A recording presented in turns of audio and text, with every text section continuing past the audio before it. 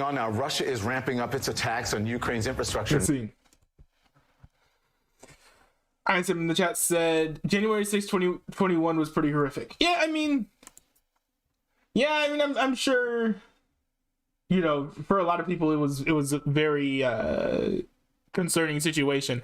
I think I did talk about it in a different stream before, but I mean, my general thoughts on on January 6th is January 6th is by far definitely definitely not nearly the worst thing that happened in the year.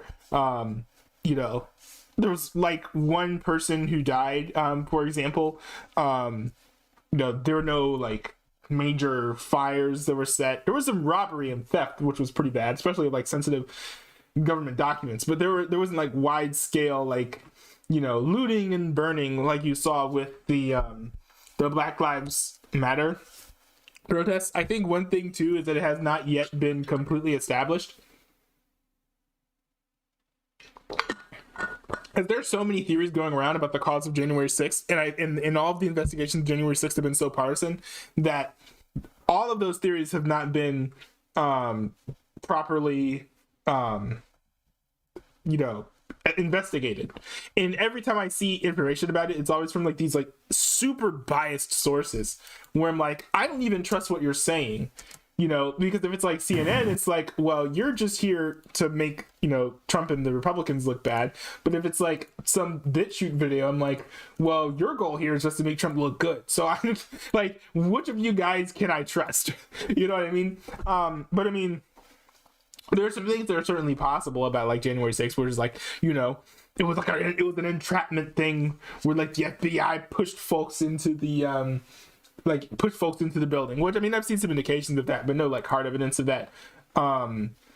There was another thing of a lot of the ringleaders who were in the front, Enrique Tarrio being one of them, which is one reason why I was pretty happy about him, because he's one of these individuals, but basically there were a bunch of accused feds who were the ones who actually were organizing everything, and most of them haven't gotten charged. I forget his name, but there's one dude who's very infamous for being one of the major ringleaders, posting videos at the Capitol a day or two before saying, yo, we need to storm the Capitol on January 6th. And he had no charges against him at all. Many people are seeing that as an indication that he was some sort of federal agent or plant or something.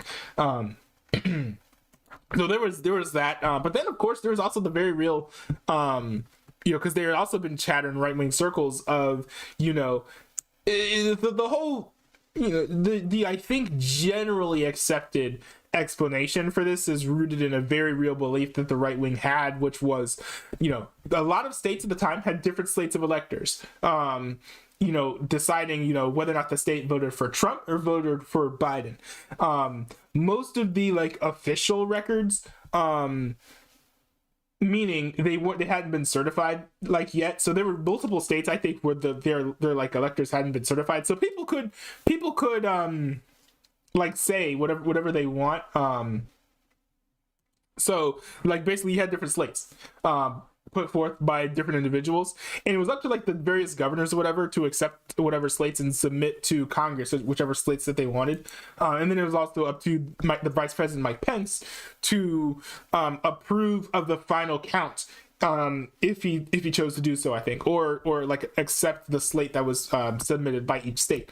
As the counts were going on, I guess the mainstream narrative is that Republicans got very agitated because they realized they weren't going to have enough,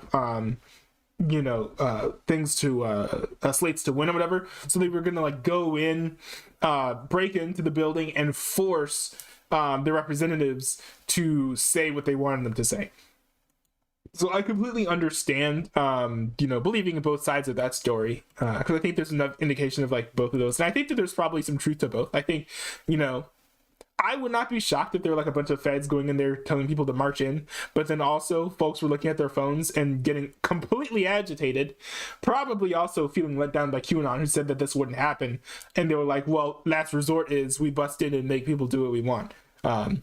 And I think the worst part of everything is all the folks who are caught in the middle and getting completely overcharged, because everyone in the situation except for the ringleaders are all being overcharged for what is essentially just a